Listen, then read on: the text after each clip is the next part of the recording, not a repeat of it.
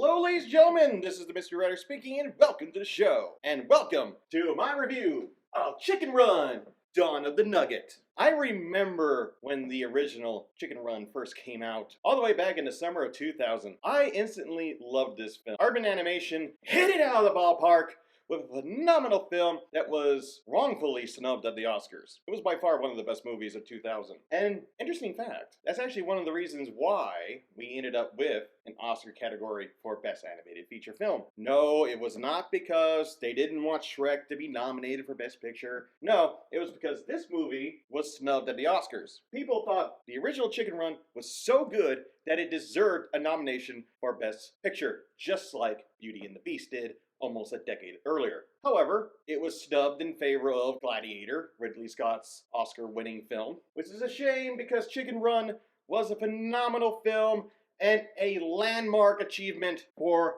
stop-motion animation. 23 years later, we finally have the sequel. None of the original cast unfortunately returned, and that has sparked some controversy, but let's be honest, they're a lot older now. Mel Gibson hasn't exactly done himself any, favors in the last 23 years. I mean, back in the 2000s, yeah, he was a phenomenal name, one of the biggest actors in Hollywood, and then he went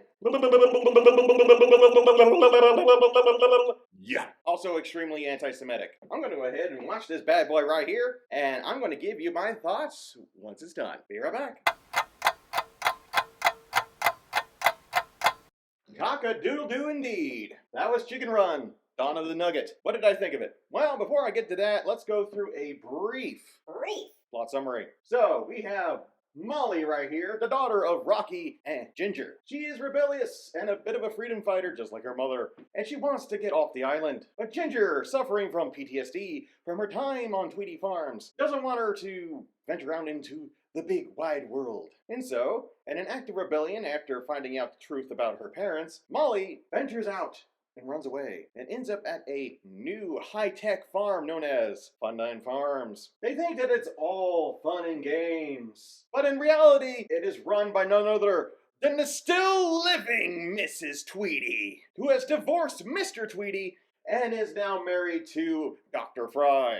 Molly, with her new friend Frizzle, is stuck in the factory. Rocky, because he's Rocky, he decided to go in by himself, try to rescue his daughter, and now he's stuck too. And so now Ginger and the pals have to go in and rescue Molly, Rocky, and eventually all the other chickens. That's all the plot summary I'm going to do, because this is still a new movie, and yeah, I highly recommend it. Is this just as good as the original movie?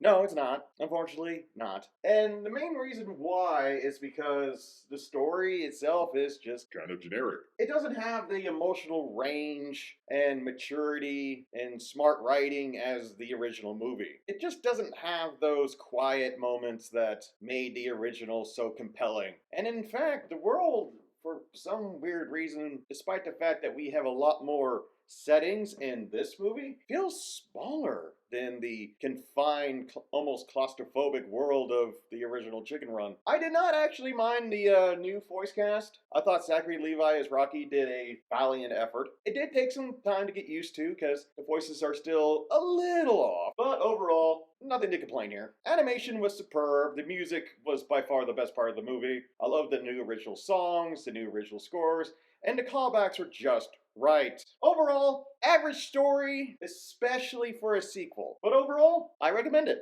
Go ahead, check it out on Netflix right now. For the time being, I give this movie a 4.5 out of 5. It's above average. Well, that's all the time I have for today. Thank you for tuning in, ladies and gentlemen. Don't forget to subscribe and or follow. Like this video, and of course, Happy holidays! And until next time, sayonara!